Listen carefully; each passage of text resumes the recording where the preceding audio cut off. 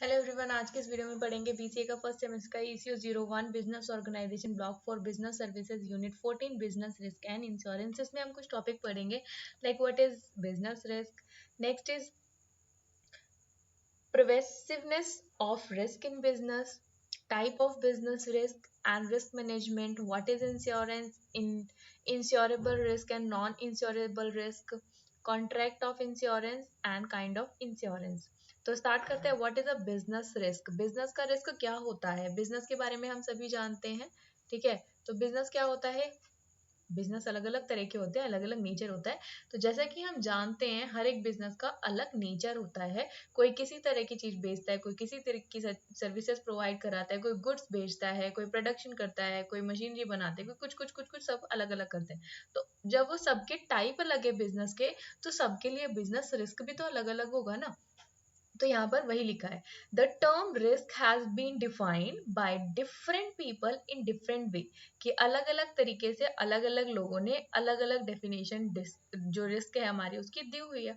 For this reason there is a no single standard definition. तो इसकी वजह से यहाँ पर कोई भी एक सिंगल स्टैंडर्ड डेफिनेशन हमारे को उपलब्ध नहीं है, लेकिन जो यूनिवर्सली यूज की जाती है वो ये है, बिजनेस रिस्क में be defined as the uncertainty of occurrence of economic losses, कि मतलब कुछ ऐसे इवेंट्स हो रहे हैं बिजनेस के, कुछ ऐसी एक्टिविटी हो रही है जिसके बारे में हमें पता नहीं है, या पता भी है तो फिर वो क्या है, अचानक से आ रहे हैं, है ना। ऑकरेंस अचानक से आ रहे हैं, अनसर्टेनली जिसके बारे में नहीं पता, ऑफ इकोनॉमिक लॉस जिसकी वजह से जो हमारा बिजनेस है उसको क्या हो रहा है, इकोनॉमिक लॉस हो रहा है, उसको हम क्या कहेंगे, बिजनेस रिस्क कहेंगे, ठीक है। तो यहाँ पर आगे चलते हैं। ये क्या कह रहे हैं, प्रेसिवनेस मतलब होता है विस्तार ऑफ रिस्क इन बिजनेस, कि किस तरह से बिजनेस के अंदर क्या है, रिस्क आता है, ये कैसे फैलता है। तो अलग अलग तरीके से बिजनेस के रिस्क जो है वो अलग अलग कॉजेज हो सकते हैं आने के, जैसे कि प्रॉपर्टी एंड पर्सनल। प्रॉपर्टी मतलब कि जैसे हमारे बिजनेस रिस्क है, जैसे कि फायर है, ठीक है। अब कोई मतलब मान लो एक बिजनेस है, उसके अंदर क्या है, काफी सारा सामान रखा हुआ है, तो अचानक से वहां पर आग लग जाती है। तो उसकी वजह से क्या होगा, जो प्रॉपर्टीज है, जो भी कुछ उसके अंदर मतलब माल है, जो कुछ भी है, उसका लॉस हो जाता है, या फिर उसके अंदर कोई जितने लोग थे वो मर जाते हैं या कुछ हो जाता है। तो वो कहेंगे हम प्रॉपर्टी एंड पर्सन में आते हैं, ठीक है। उसकी वजह से बहुत सारे होते हैं, जैसे कि फायर हो गया, या फिर एक्सपो एक्सप्लोशन हो गया, वाइन स्टॉर्म हो गया, फ्लूड हो गया, या फिर थेफ्ट बिजनेस में चोरी हो गई, या बिजनेस की कोई कोई अदर लाइबिलिटी है, या फिर कुछ भी डैमेज हो जाए कोई भी चीज, या फिर अर्थक्वेक आ जाए, ठीक है, या फिर डेथ हो जाए किसी, अ, मतलब डिसेबिलिटी हो जाए, या फिर कुछ भी हो सकता है किसी भी पर्सन को, मतलब कि जो मान लो मेन लीडर है उसमें, जो मैनेजमेंट है, जो मैनेजर है, उसी को कुछ हार्ट अटैक आ जाए, ठीक है, या फिर कुछ उस वो डिसेबल हो जाए किसी चीज से, तो उसकी वजह से भी क्या है, बिजनेस के अंदर एक क्या है, रिस्क है। जैसे कि अगर हम इसका एक एग्जांपल लेना चाहे तो काफी अच्छा है, कि एक इंस्टीट्यूट है मान लो, ठीक है। उस इंस्टीट्यूट में काफी सारे टीचर्स हैं, लेकिन एक टीचर की काफी ज्यादा क्या है, अहमियत है, बहुत ज्यादा उसको माना जाता है। तो उस इंस्टीट्यूट में वो टीचर क्या है, बहुत ज्यादा मानने मतलब माने जाने वाला पीपल है। तो वहां पर लोग क्या है, उसकी जगह उसकी वजह से जुड़े हुए हैं, लेकिन अगर उसको कुछ हो जाता है तो उसकी वजह से वहां का जो इंस्टीट्यूशन है वो कैसा है, बहुत ज्यादा उसको लॉस होगा। अब ऐसे ही प्रॉपर्टी, प्रॉपर्टी तो हम जानते ही हैं कि प्रॉपर्टी में क्या है, एक गोदाम पूरा भरा हुआ है, अगर उसके अंदर मान लो लकड़ का गोदाम है, तो उसके अंदर अगर आग लग जाती है तो फिर क्या होगा, वहां पर वो पूरा प्रॉपर्टी का लॉस हो गया। उसके बाद हम पढ़ते हैं, नेक्स्ट इज मार्केटिंग। मार्केटिंग की वजह से भी काफी लॉस हो जाता है, जैसे कि अब हम जानते हैं मार्केटिंग का मतलब क्या है, कि प्रोडक्शन से लेके जो भी हम लास्ट में जब प्रोडक्शन उसकी स्टार्ट करते हैं, वहां से लेकर जब तक वो कस्टमर के पास में पहुंच नहीं जाता है, तब तक ये जो बीच में जो भी रहा, ये क्या हमारी मार्केटिंग कहलाती है। इस मार्केटिंग के अंदर क्या होता है, कि कभी जो हमारे मतलब जो प्राइस की कंडीशन है वो क्या है, कभी बढ़ जाती है, कभी घट जाती है, इस तरह से वो चलता रहता है, ठीक है। मार्केट की कंडीशन की वजह से ही होता है ऐसा, क्योंकि कंपटीशन बढ़ जाता है, तो उसकी वजह से क्या होता है, जो हमारा प्राइस है वो कम हो जाता है या ज़्यादा हो जाता है, तो मार्केटिंग में ही हो गया। कॉस्ट ऑफ रॉ मटेरियल, ऐसा भी हो सकता है ना, क्योंकि हमने यहाँ क्या बात की कि प्रोडक्शन से लेकर जो हमारा कंज्यूमर है वहां तक गुड पहुंचने तक का जो बीच का प्रोसेस है उसको हम मार्केटिंग कहते हैं, ये हम जानते हैं। तो यहाँ पर ये जो बीच का प्रोसेस है ना, तो यहाँ देखो जब प्रोडक्शन हो रही है किसी चीज की तो वहां पर आपको रॉ मटेरियल की भी तो जरूरत पड़ेगी। मान लो कि रॉ मटेरियल का जो प्राइस है वो क्या हो गया, इंक्रीज हो गया।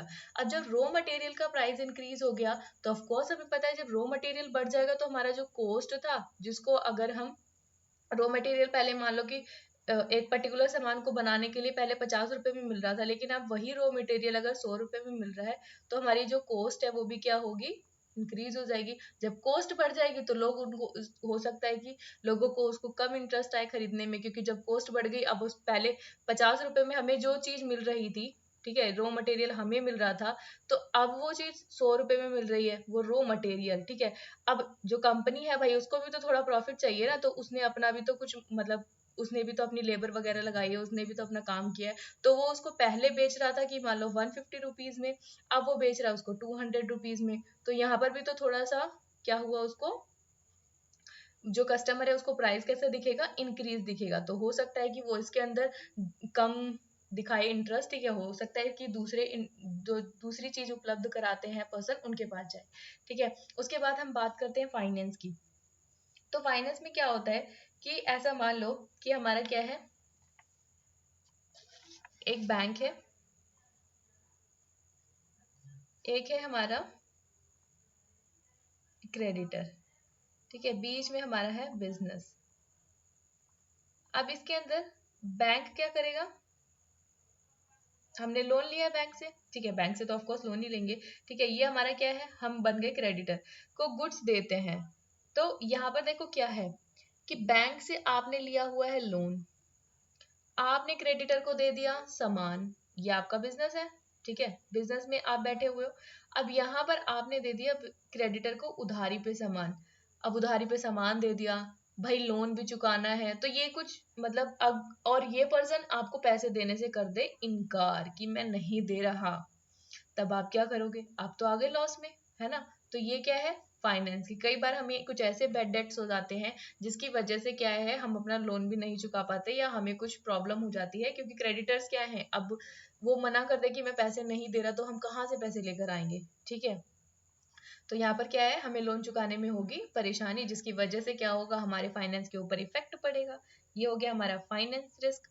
अब उसके बाद है प्रोडक्शन, ठीक है। प्रोडक्शन में क्या है, जैसे कि हो सकता है कि आपके बिजनेस में, आप जो बिजनेस कर रहे हो उसके अंदर आप गाड़ियां बना रहे हो या कुछ भी बना रहे हो, कार बना रहे हो, ठीक है, कार बना रहे हो, तो उसके अंदर कई बार क्या होगा कि मशीनरी यूज कर रहे हो, कुछ यूज कर रहे हो, जिसकी वजह से उस कार में कुछ मतलब खराबी आ जाए, कुछ इसके इंजन में खराब हो जाए, कुछ भी जो हमारा प्रोडक्शन है, वो जो गुड का प्रोडक्शन है वो ठीक से नहीं हो पा रहा, तो उसको हम क्या बोलेंगे कि मशीन की वजह से टूट गया है वो, या फिर डिफेक्टिव हो गया है, या फिर पुअर क्वालिटी का बन रहा है, ठीक है, मशीन जो है बहुत ज्यादा पुरानी हो गई, तो वो मतलब ज्यादा ज्यादा उसको, मतलब अगर कार का कुछ पार्ट अगर आपको काटना है तो वो ज्यादा काट दे रही है या कम काट रही है, मतलब एक जो मतलब एक तरीका होता है ना, उस तरह से काम नहीं हो रहा, तो उसकी वजह से क्या होगा कि आपकी प्रोडक्शन पे इफेक्ट पड़ेगा। तो हो सकता है कि आपका, आपने ध्यान ना दिया हो और आपका बहुत सारा जो माल था वो खराब हो जाए, रॉ मटेरियल खराब हो जाए, या फिर जो पूरा मतलब फिनिश गुड है वो किसी तरह से खराब हो जाए, ठीक है। तो ये हमारा हो गया प्रोडक्शन में। उसके बाद है इन्वायरमेंटल रिस्क में क्या होगा, जैसे ये एक क्रूशियल फैक्टर होता है, जैसे कि जो कंपटीशन है हमारा, ठीक है, कंपटीशन कभी बढ़ जाता है कभी घट जाता है, वो हमारे इन्वायरमेंटल फैक्टर रिस्क में आ गया।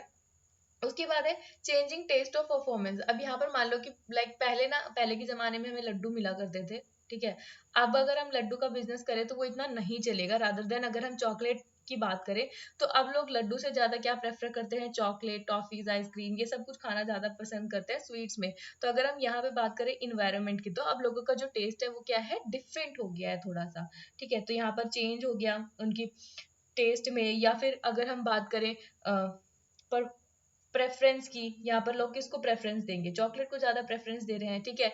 या फिर कंज्यूमर की जो जो कुछ भी डिमांड है या कुछ भी उनका टेस्ट है, कुछ भी बढ़ गया, जैसे फैशन के हिसाब से चीजें बदलती रहती हैं वैसे, ठीक है। टेक्नोलॉजी अगर डेवलप हो गई, ठीक है, पहले नए पुराने नोकिया के फोन जो थे वो डब्बे वाले आते थे, लेकिन अब कम लोग जो है वो कीपैड फोन यूज करते हैं और ज्यादातर स्क्रीन टच फोन यूज करते हैं, ठीक है।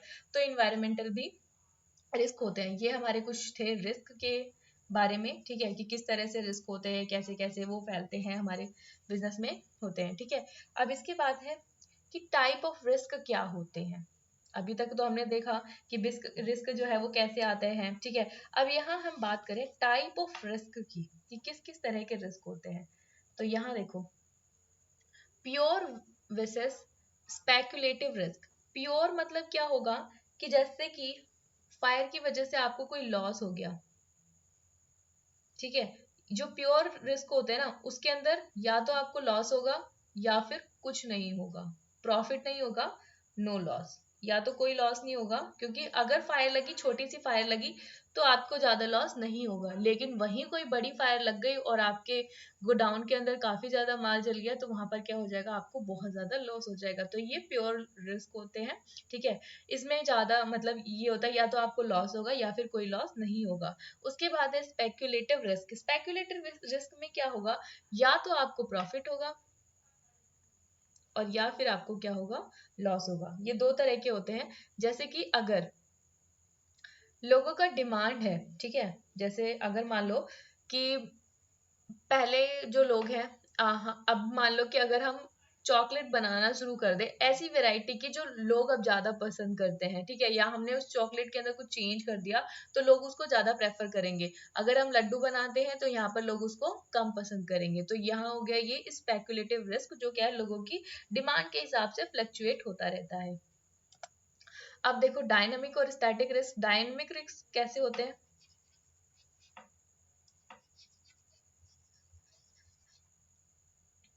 डायनेमिक रिस्क होते हैं जैसे आज है, टेस्ट में चेंज हो गया, वैरायटी में चेंज हो गया, नई नई टेक्नोलॉजी हो गई, ठीक है, नई टेक्नोलॉजी जो है वो इन्वायरमेंट में आई और उसकी वजह से जो हमारी डिमांड है उसके अंदर कुछ ना कुछ चेंज हो गया, लोग अब उसको ज्यादा प्रेफर नहीं करते हैं, ठीक है। तो ये हमारा डायनामिक हो गया। और या फिर हम बात करें स्टैटिक रिस्क की। स्टैटिक रिस्क हमारा क्या होता है, जैसे इरेगुलर एक्शन की वजह से जो रिस्क होते हैं, जैसे कि अगर कोई मिस्टेक हो गई किसी से, ठीक है, अगर जो भी हमारे मतलब हमारे जो भी मैनेजमेंट में काम करने वाले लोग हैं, उनकी वजह से अगर कोई रिस्क आता है किसी की मिस्टेक की वजह से या कुछ ऐसी चीजों की वजह से, तो उसको हम स्टैटिक रिस्क बोलते हैं। नेक्स्ट है हमारे पास डायनामिक रिस्क हो गया हमारा, ठीक है। नेक्स्ट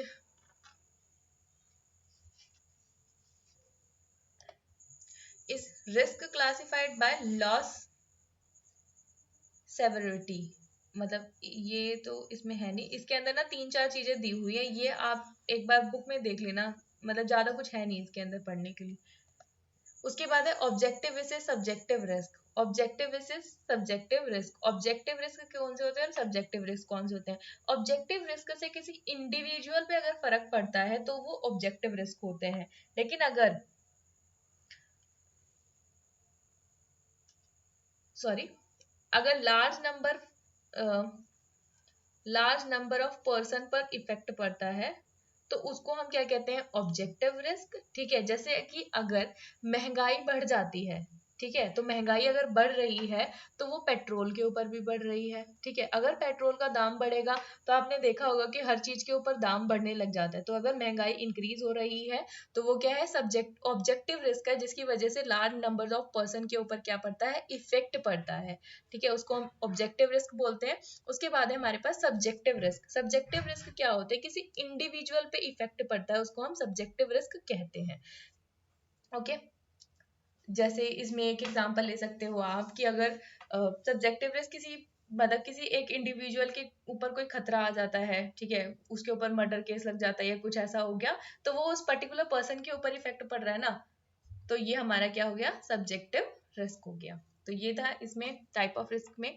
अब इसके बाद है रिस्क को हम कैसे मैनेज करते हैं, क्योंकि रिस्क तो हमें पता है कि हम उसको बिल्कुल ही खत्म तो नहीं कर सकते, लेकिन उसको क्या कर सकते हैं, उससे मतलब उसको कम कर सकते हैं, ठीक है। बिल्कुल एलिमिनेट नहीं कर सकते, आप रिस्क को थोड़ा सा कम कर सकते हो, रिड्यूस जरूर कर सकते हो, ठीक है। तो सबसे पहले इसमें क्या आता है, रिस्क आइडेंटिफाई, कि अगर मान लो आपको सबसे पहले तो ये देखना पड़ता है कि हमारे जो बिजनेस है उसके अंदर किस किस तरह का जो रिस्क है वो आ सकता है, ठीक है। तो बिजनेस के अंदर जो रिस्क है उसको पहले क्या करेंगे, आप आइडेंटिफाई करेंगे कि किस किस तरह के लॉसेस हमारे बिजनेस में हो सकते हैं, किस तरह का बिजनेस में रिस्क जो है हम देख सकते हैं, या जो कुछ भी है सबसे पहले रिस्क को आइडेंटिफाई करना। उसके बाद है प्रॉपर मेजरमेंट, कि रिस्क तो होगा ये तो हम जानते ही हैं, तो ज़्यादा फाइनेंशियल रिस्क होगा या किस तरह का रिस्क है उसको भी देखना, कि अगर फाइनेंशियल रिस्क है तो जो फाइनेंस है उसकी तरफ हम ज़्यादा ध्यान देंगे, ठीक है, ताकि हम उसको प्रिवेंट करके रखें, इन फ्यूचर अगर कुछ ज़्यादा नुकसान होने वाला है तो हमें इतना ज़्यादा खतरा ना हो, तो उसको आप पूरा प्रॉपर मैनेजमेंट करें, मेजरमेंट करें, ठीक है, उसको देखें।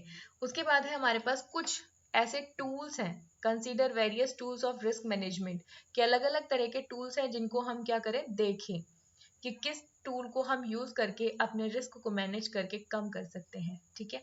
तो सबसे पहले इसके अंदर आता है रिस्क अजम्पशन और रिटेंशन। रिस्क अजम्पशन यानी कि हमारा जो रिस्क है उसको पहले हम क्या करें, देख लें, ठीक है। यहाँ पर रिटेंशन का मतलब होता है कि निवारण कैसे किया जाए उसका, अजम्पशन भाप लेना कि क्या हमारे पास रिस्क होने वाला है उसके बारे में जान लेना, एस्टिमेट लगा लेना कि कैसे कैसे रिस्क हमारी जो बिजनेस है उसको हो सकते हैं, ये चीज हमें क्या करना, अजम्पशन करना, कि अगर ऐसा होता है तो हमें ऐसा क्या करना चाहिए जिससे हम उस रिस्क को कम कर सकें, ठीक है। नेक्स्ट है लॉस प्रिवेंशन। लॉस प्रिवेंशन में क्या है कि आपने देख लिया, रिटेंशन मतलब तो संभाल एक मिनट, ठीक है। यहाँ पर हमने क्या किया, देख लिया कि हमारा बिजनेस में जो रिस्क है वो कैसा है, तो उससे हम किस तरह से, मतलब वो जो खतरा है उसको हम कैसे टाल सकते हैं, ठीक है, एलिमिनेट कर सकते हैं। पूरी तरह से एलिमिनेट तो किया नहीं जाएगा लेकिन रिड्यूस कर सकते हैं, तो लॉस को पहले प्रिवेंट कर लें कि किस तरह से आप उसका निवारण कर सकते हैं, ओके। नेक्स्ट है अवॉइडेंस। अवॉइडेंस में क्या है कि कुछ ऐसी चीजें हैं जिसको आप अवॉइड कर सकते हो, फॉर एग्जाम्पल कि अगर आप अ, एक बिजनेस कर रहे हैं, ठीक है, आप नहीं चाहते कि आपका ना जो बेड डेप्ट है वो हो, ठीक है, यानी कि जो हम क्रेडिट पे सामान दे देते हैं जिसकी वजह से वो जो लोग हैं वो हमें पैसा नहीं दे पाते, तो उसको हम बेड डेप्ट बोलते हैं। तो यहाँ पर जो ये हमारा लॉस होता है, ठीक है, उसको हम कम करने के लिए या उसको खत्म करने के लिए हम क्या कर सकते हैं कि जो हम अपनी क्रेडिट सेल करते हैं ना, हमें पता है कि हम भाई बेड डेट झेल नहीं सकते, तो हम अपने क्रेडिट सेल्स को क्या कर देंगे, बंद कर देंगे, एलिमिनेट कर देंगे, अवॉइड करेंगे। उसके बाद है ट्रांसफर।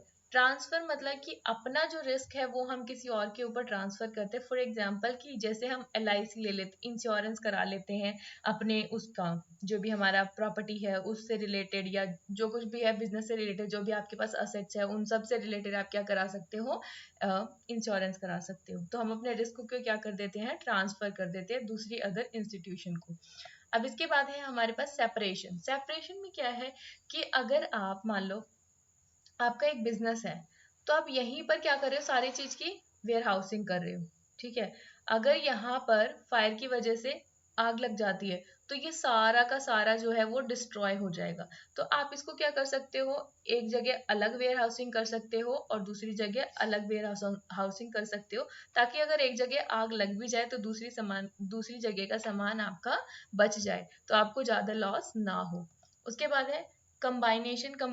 कॉम्बिनेशन का मतलब क्या है कि मान लो कि अगर आप एक प्रोडक्ट बेच रहे हो, ठीक है, अब प्राइस कभी बढ़ जाते कभी घट जाते हैं, हमें पता है डिमांड कभी घट जाती है कभी बढ़ जाती है, तो उसके हिसाब से हमें क्या करना चाहिए कि एक प्रोडक्ट ना लेकर अलग अलग वैरायटी के प्रोडक्ट्स को कंबाइन करके रखना चाहिए, ताकि अगर इसका प्राइस इंक्रीज हो इसका प्राइस घटे तो हमारे बिजनेस के ऊपर इतना लॉस, मतलब हमें इतना लॉस ना हो कि हम उसको सब उससे संभल ना पाए। तो इसीलिए हमें क्या करना चाहिए, अलग अलग उसके प्रोडक्ट्स को यूज करना चाहिए, ठीक है, रखना चाहिए अपने पास में, ताकि हम लॉस को क्या कर सके, कम कर सके, अवॉइड कर सके, ठीक है। उसके बाद है इम्प्लीमेंटेशन ऑफ द डिसीजन।